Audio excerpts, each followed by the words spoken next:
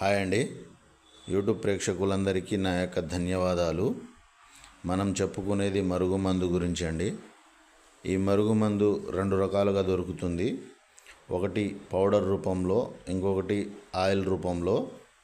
Powder రూపంలో ఉండేది తినే తాగే దాంట్లో ఆహార పదార్థాలలో, జ్యూస్లలో, బిర్యానీలో, చికెన్లో కలిపి పెట్టేది. ఇంకొకటి ఆయిల్, అది బట్టలకు కానీ, చెప్పులకు కానీ, ఒంటికి కానీ, తలకు కానీ పూసేది. ఈ రెండు మార్గాల ద్వారా మనకు మాట వినని వారికి మన మాట వినే విధంగా మార్చుకోవడానికి ఈ మరుగుమందు పెట్టి ఉపయోగించవచ్చు.